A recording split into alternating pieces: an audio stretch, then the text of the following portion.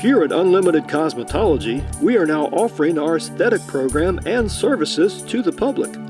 Please come down and enjoy a massage or facial. We offer waxing, lashes, and brow services. Call and set up your appointment today. Services start at 5 p.m. We're located at 102 Broad Street in Hattiesburg.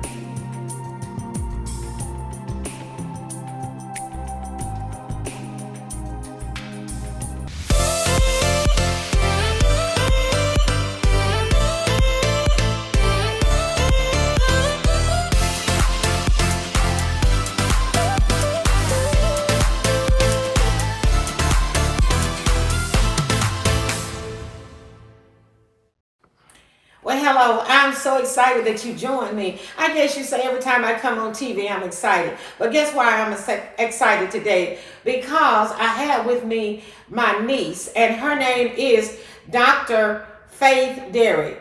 And she is originally from Jackson, Mississippi. We all are from the state of Mississippi, but we're living in different places now. Of course, I'm still in Mississippi, but Faith is in Atlanta, and she is married to Jordan Derrick, and they are the proud parents of one son. His name is Ethan.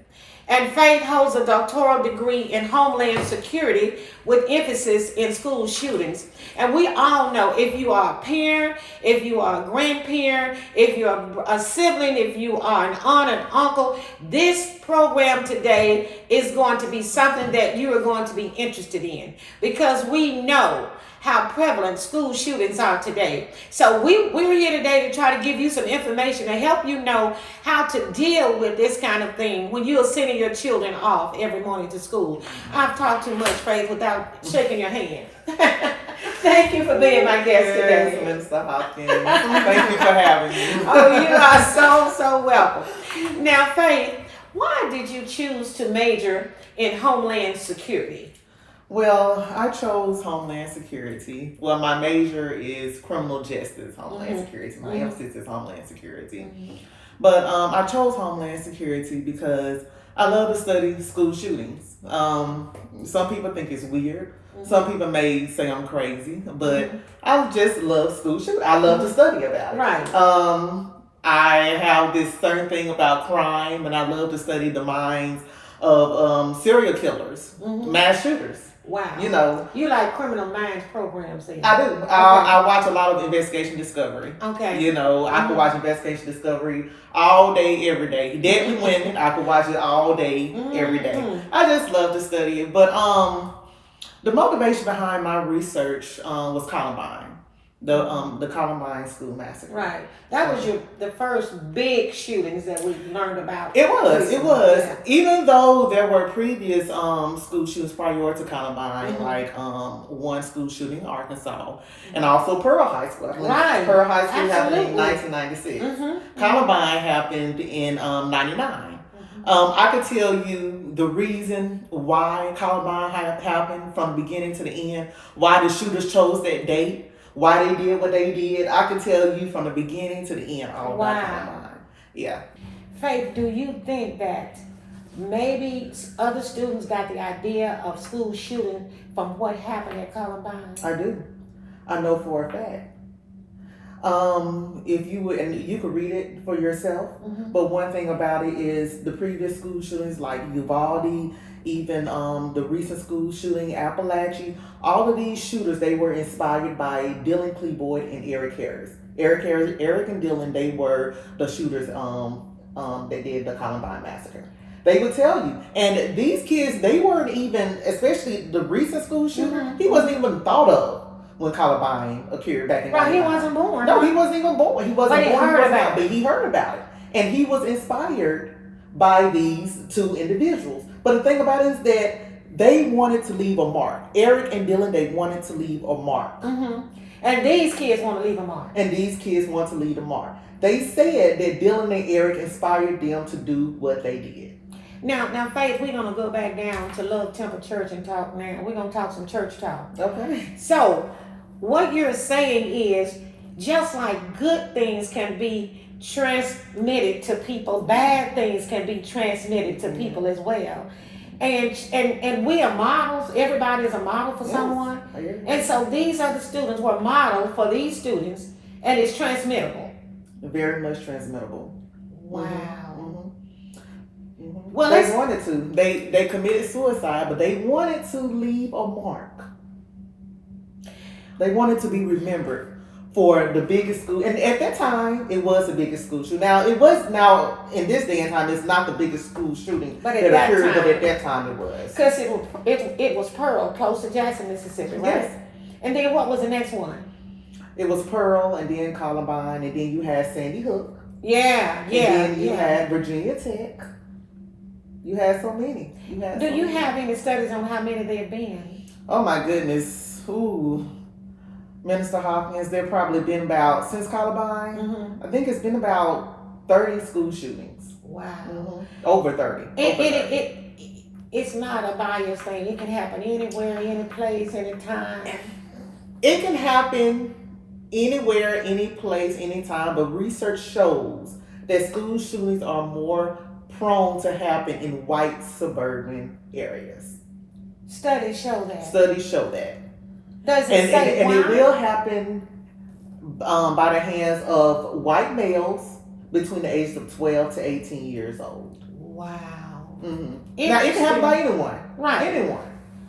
But have we read about any other nationality?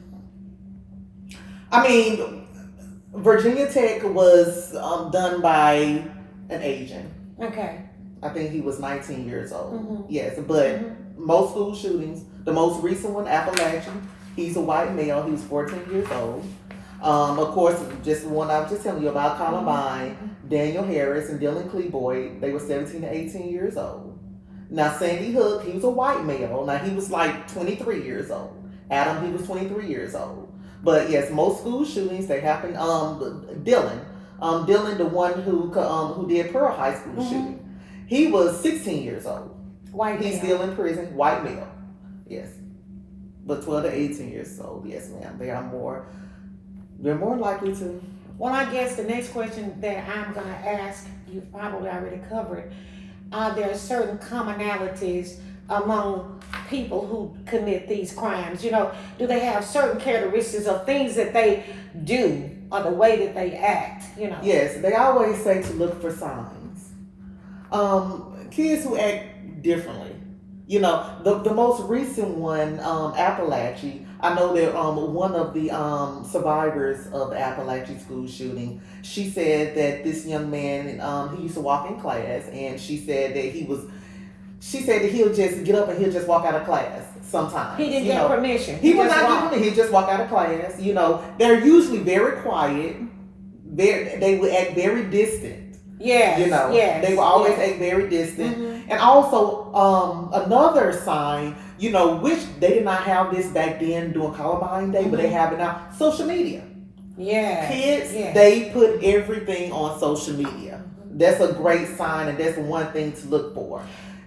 They may put, I just want to die today. And this is just an example. Oh, I just want to die today. Or I'm having a bad day. I just feel like just things just doing something. Just things that's erratic behaviors that you would just see. So are you saying then when students or children display these kind of behaviors, we need to watch that? You need to watch Take it seriously. Take it seriously and report it. And report it. Report it. Yes. Oh my goodness, it is so important. When I tell you the most recent school shooting, Appalachia, I think Duluth High School in Duluth, Georgia, I think they had a threat. Not too long after Appalachia. You know, kids, they just, I'll be honest with you, what does the Bible say? Foolishness lies in the heart of a child. Right. It's just children being foolish. A child, they brought a gun to school. And it was in their book bag. And the child was going around telling everyone. But these kids, they were very smart. They reported it. Good. They reported it before something happened. That's good. Yeah, so it's just important. Like, please just be mindful. Kids, please report anything that you may hear. Anything that you may see. Even any kind of behaviors that seem odd, please report it. And if someone walks up to you and says, I'll kill you, if they are saying it as if they are playing, you should take it seriously. You should take it seriously. You should take it seriously. Wow. Now, we want to get down to some real specifics here, Faith. Doctor. No, Faith. No, Faith is fine. I like Dr. that. Derrick. I like that. But Faith. listen, what about the schools? What are some of the precautions they need to be taking? Some of the things that they need to be doing? Hopefully they are doing them, but let's just go down the list and talk about that. Yes. Well, in my research, it showed that most schools are doing risk assessments. Risk assessments should be taking place every 6 months to a year. What is that? Risk assessment is just basically structural and non-structural mitigation strategies. Mm-hmm. Basically, they would just have someone to come into the school just to look at little things inside the school, just to make sure that just in case a school shooting may occur, that all the threats could be lessened. Like basically, the kids, they could have easy accessibility out of the schools. Okay. And also, one thing that they should also look for is mitigation strategies, such as making sure that all the doors are locked. That's one thing that my research did show. I interviewed like 20 principals. Okay. And most of them principals, maybe just one, said that all of their doors will be locked.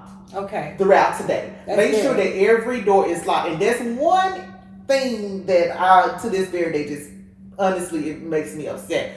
The Uvalde school shooting. And I'm going to be honest with you, an incompetent teacher just stepped outside for a second. And left the door unlocked.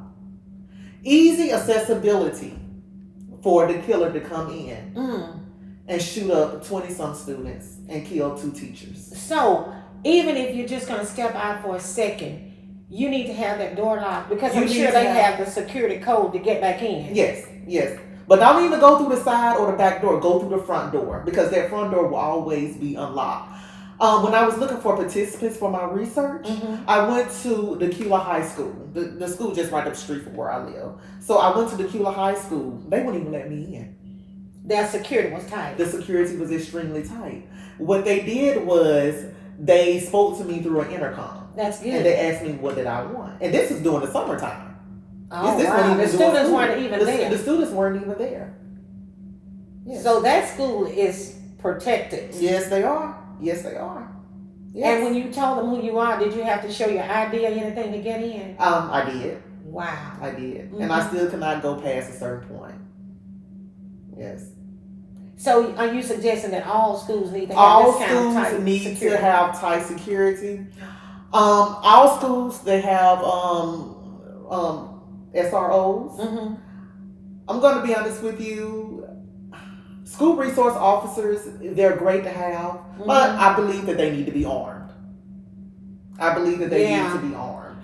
I do. Security. They have to have security. I believe that too. Yes. School resource officers, they're not armed, but just in the day that we're living in, I believe that they need to be armed. They do not want to have police officers that are armed, because they feel that it brings some type of fear to the students. But Faith, think about it like this. If you're in the school to help keep security tight, and you're not armed, if someone comes in, they know they can do what they want to do, because you can't do anything to them. Yeah. The security can't do anything to them. Exactly. Now, so that could be a debate then, because the students could be fearful of the gun. I mean, but at the same time, that's one, and I also believe that another debatable subject is metal detectors. Okay. Now, they do not want metal detectors in the white suburban schools. I promise you I'm not making this a white and black thing. Okay. But they do have metal detectors in black school, in the black urban schools. If you go to certain school districts, you will find metal detectors in them school districts. And it's kids more, in urban areas.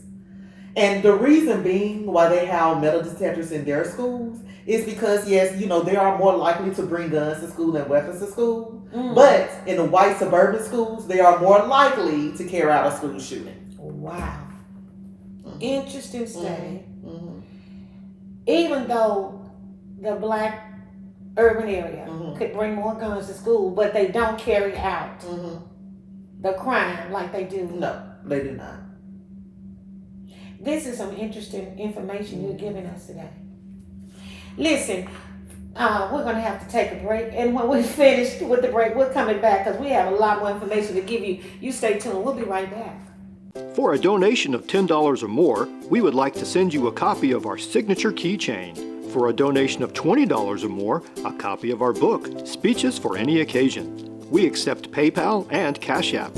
Or send check or money order to Hannah Hopkins Ministries, P.O. Box 17405, Hattiesburg, Mississippi 39404.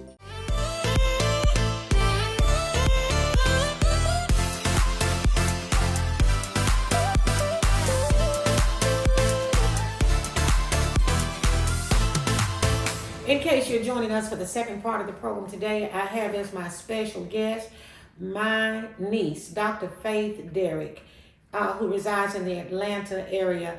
We're talking about school shootings. We're talking about precautions that need to be made. We're talking about how we all can come together and do something to try to curtail this problem. Now, Faith, a lot of times we want to put all of the pressure on the schools, but parents need to be more intentional as well. So let's talk about some of the things parents can do to be more intentional about making sure their students are in line with what they're supposed to be doing. Mm-hmm. Well, first off, Minister Hopkins, I think that parents, they need to be intentional on knowing what's going on with their child in their day-to-day life. I feel like some parents nowadays, I'm a newly mom, so, I don't know it all. Right. But one thing that I have seen, some parents, they just have kids just to have them. Okay, I'm just going to have a place, a roof over their head and food on the table for them to eat. They're not involved in their children's lives. Back in the day when I was growing up, parents, they would check their kids' room. They were like, okay, then do you have homework? Let me see it. They would go and talk to my mom. She used to stay at the school, and just talk. I did good in school, but she just wanted to show the teachers that she cared. Get involved with your children. Let them, just see what is going on with my child. So at night when they sit down to eat, what about not having any kind of social media that they can get involved in? Everybody sitting at the table talking about how was your day? Yes. How was your day today? What's going on? Have you had any friends? Have you made any friends? What? Tell me. Just because one thing that I have seen with a lot of school shooters, they feel like they're isolated. Yes. They feel like they're isolated even from their parents. Just be intentional about just knowing what's going on in your child's life. Another question I wanted to ask you, what advice would you give parents that have a child getting up every morning, going out to school, and they are so afraid that something is going to happen? How would you speak to their child? How would you handle the situation when you see them getting on the bus? Let's just talk about that. Mr. Hopkins, I mean, it's just... What about praying with the child? Yeah, I was going to say that. That's all that we could really do is just pray with our children. In all actuality, we can try to prevent these catastrophes from happening, but at the end of the day, only God is the one who can protect our children. God is the one who can protect us. Yeah. Because school shootings I consider, they're mass shootings. They're mass shootings. We have to ask for God's protection everywhere that we go. Everywhere that we go. I'm old fashioned. I'm from the old school. But I believe before a child walks out of the door every morning, we need to pray with that child. We need to tell that child that we love them. We need to plead the blood of Jesus over their child's life. And we need to encourage them. If they think something is going wrong, give them the power to pray for themselves. I'm not saying stop in the middle of the classroom and pray. I'm saying they know how to pray. Yeah. So we need to pray for them, and we need to teach them how to pray for themselves. Minister Hopkins, let me tell you, my child, he's 8 months old. And when I tell you, I pray for him every single day. Wow. I plead the blood over his life. I even pray for his future. I'm like, Lord, send him the right friends. when he starts school. Send him the right friends. Protect him when he starts school. Yes. I pray for him. I pray for my nephew Levi. Mm-hmm. I pray for my cousin Jaylee. Mm-hmm. I even pray for my best friend's 2 kids. Yeah. I'm like, protect them, because we are living in trying dangerous times. In times. Challenging times. Times. Yeah. That, oh my goodness. And the thing about it is that, it's going to get worse and worse. Yeah. I was talking with my husband right after Appalachia happened. I said, baby, what do you think about these school shootings? I was like, I'm thinking about sending my child to private school, but at the same time, look at what happened in Nashville. Private school. We saw it in May of 2023. Anywhere. We saw it in May in Nashville. Right. It's a private school. Yes.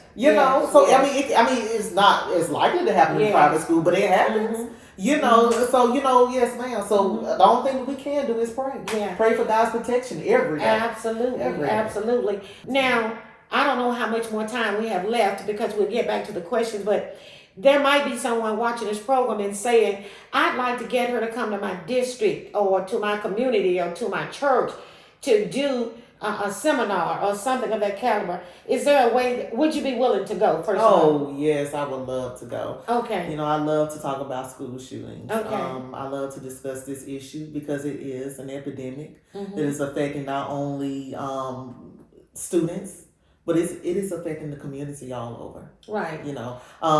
So how can they get in contact with you? You can contact me on my LinkedIn account, Dr. Faith Derrick. Can you spell Derrick? Yes, Derrick. Derrick. Okay. Mm-hmm. And faith, just like faith. Faith, like faith in God. Okay. Yes. Okay. And is there another?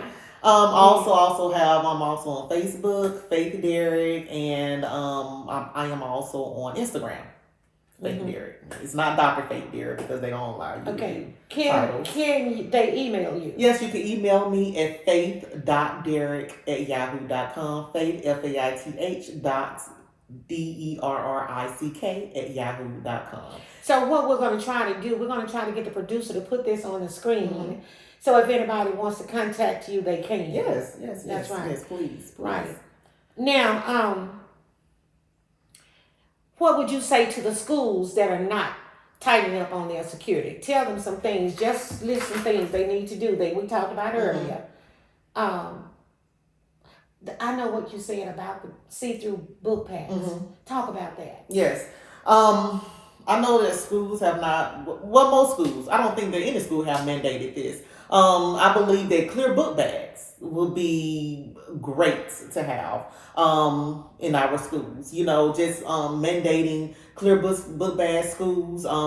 Every student should wear a clear book bag just to see what's in the book bag. Because that's where, of course, the child, they're not going to just bring the gun or the weapon in their hands. They're going to be somewhere in a book bag. So make sure that just a clear book bag so just basically it could just be visible. Everything in a book bag could be visible. Yeah. Also believe metal detectors. Like we discussed earlier. Now, if they have a gun in their pocket, will the metal detector detect that? Oh, yes. Okay. Yes. So that shouldn't be in some schools, but all schools? All schools. Okay. All schools. Yes. I know that a lot of areas they do not care for metal detectors. They believe it's going to bring fear to the child. But I don't care if it brings fear to my child. I'd rather my child be safe.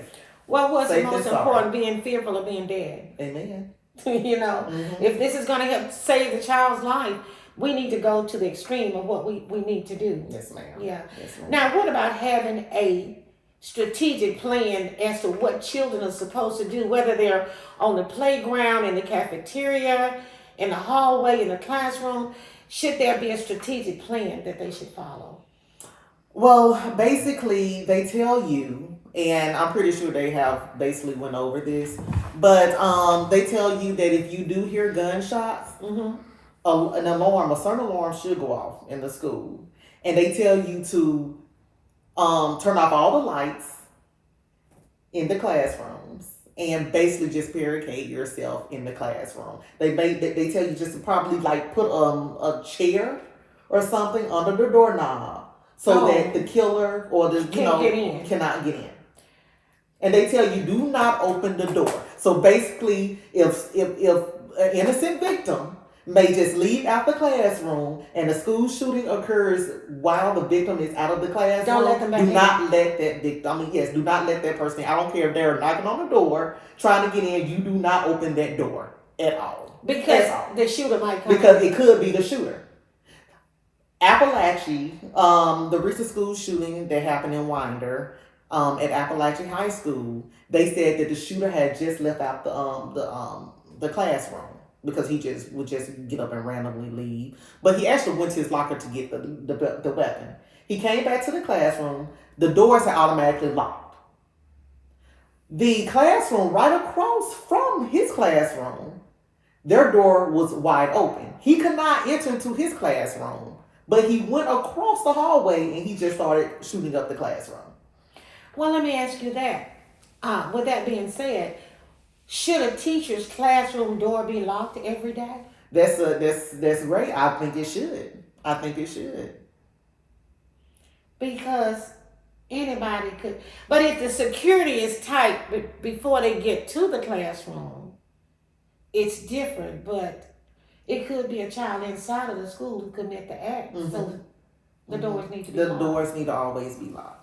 It's a lot to think about. It's a lot to think about. And another thing about it is my research, a lot of the principals, they were telling me that all the doors were locked throughout the day. And I don't know if we spoke about that earlier or not. No, we did not. No, we did not. But make sure that all the doors are locked. Throughout the side doors, yes, throughout the day. The side doors, the front, all the doors are locked. Well, before we came on the show today, you were talking about you went to a school to get some surveys or something done, and how difficult was it for you to get? Yes, it was extremely difficult when I was going to the Kula High School to find participants for my research. They did not let me into the school. I had to speak to the assistant or the secretary, and this is during the summertime, so it wasn't even during school hours. I had to speak with the secretary through the intercom. I did not ask why, of course, but of course I knew why, because they were just trying to, it's just a preventative measurement that they were doing. And you could only go so far. No, yes, exactly. I could just go so far. When I told her, who I was and my purpose, she did let me in, but I could not go past basically the lobby. Yes. What about having ID? Suppose you have a child in school. And you want to go up there and check on that child during the day. Should that parent have to have the same security as you would have preventing you from coming in? Yes. I believe that every security measurement needs to be given, no matter who you are, a parent, friend, whomever. Yeah. Yes. Faith. Dr. Faith Derrick. It's been a blessing having you on my program today. Thank you. I know how busy your schedule is, but you took time to come over and film this show. Yes, ma'am. Because I've been promising the people that I was going to do this. So I appreciate you very much. Thank you. And if you're not saved today, we don't ever want to close the program out without introducing you to the plan of salvation. Call the number that's listed on the screen. We'll get with you. We'll talk with you. We'll pray with you. We'll stand with you. If you have a need today, call the prayer line, because we're here to try to help save not only lives, but most important, to save souls. Yes. So until next time, this is Hannah Hopkins with Lifting You Higher TV Minister saying, you be blessed.